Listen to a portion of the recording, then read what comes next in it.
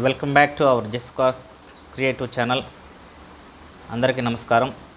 ఈరోజు వీడియోలో భాగంగా ఈరోజు మే 13 తారీఖు జరిగినటువంటి ఎలక్షన్స్ యొక్క విభాగాన్ని పరిశీలించినట్లయితే దేశ విదేశాల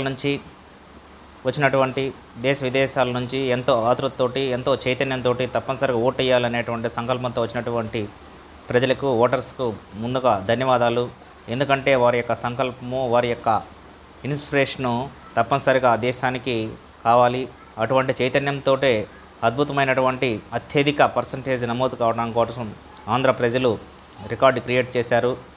ఈ యొక్క ఓటింగ్ సరళిని గమనించినట్లయితే దాదాపు 80% ప్రతి ఒక్క జిల్లాలో దాటేటువంటి అవకాశం ఉంది. వీటిల్లో మెయిన్గా కడపలో అయితే 90% యొక్క పోలింగ్ శాతము క్రియేట్ కావటము, ఈ యొక్క అత్యధికంగా తప్పనిసరిగా ఓటు వేయాలి, ఎలాగైనా సరే మన ఓటుకు వినియోగించుకోవాలి, మన యొక్క ఓటుకి ఒక విలువ ఉంది అనేటువంటి వాటిని గుర్తించి అందరూ ఎంతో చైతన్యంతో ఎంతో ఉత్సాహంతో తమ యొక్క గ్రామాలకు వచ్చి తమ యొక్క ఓటు హక్కును వినియోగించుకోవటం చాలా ప్రశంసనీయము, చాలా మెచ్చుకోదగినటువంటి విషయము.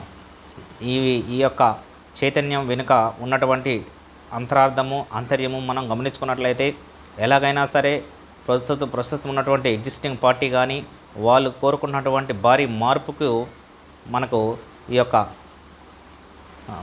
మనకి సూచిక అని తప్పనిసరిగా మనము గమనించుకోవచ్చు. ఎందుకంటే ఎలాగైనా సరే ఈ యొక్క ఒక భారీ మార్పు రావాలి, చైతన్యం తప్పనిసరిగా అనేటువంటిది తేటతెల్లమైనటువంటి విషయమే.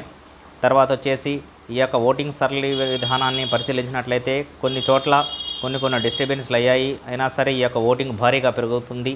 ముఖ్యంగా తాడిపత్రిలో పెద్దిరెడ్డిని అరెస్ట్ చేయడం జరిగింది. దాని తర్వాత జేసీ దివాకర్ రెడ్డిని వాళ్ళ కొడుకుని ఇద్దరిని కూడా అరెస్ట్ చేసి దాని యొక్క ప్రాబ్లమ్ని సాల్వ్ చేశారు. అదేవిధంగా మార్కాపురం నియోజకవర్గంలో మన యొక్క విఘ్నేష్ రెడ్డిని కందుల నారాయణ రెడ్డి యొక్క కుమారుడు యొక్క కారు యొక్క అద్దాలను కొంచెం బ్రేక్ చేయడం జరిగింది.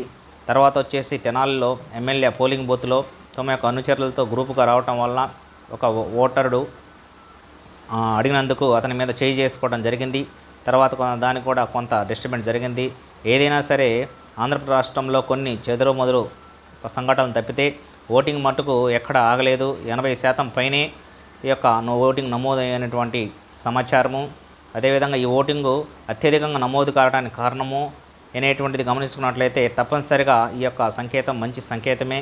ఎందుకంటే ఇది తప్పనిసరిగా భారీ మార్పుకు దారి అనేటువంటిది తేటతెల్లమవుతుంది, స్పష్టమవుతుంది.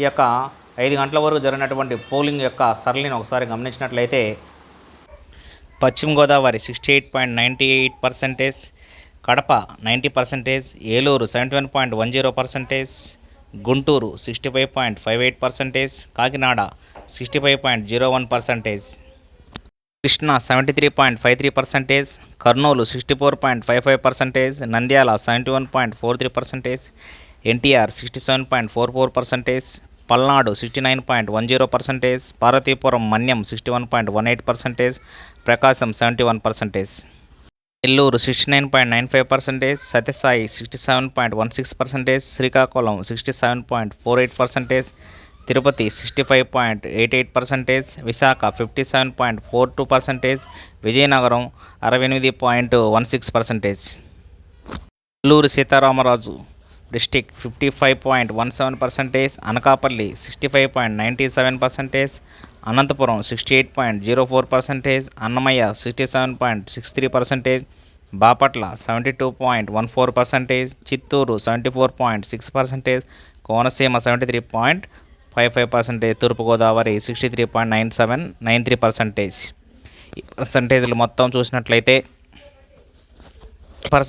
మొత్తం గమనించిన తర్వాత ఆంధ్రప్రదేశ్లో భారీగా ఓటర్ పర్సంటేజ్ నమోదైనట్లు తెలుస్తుంది.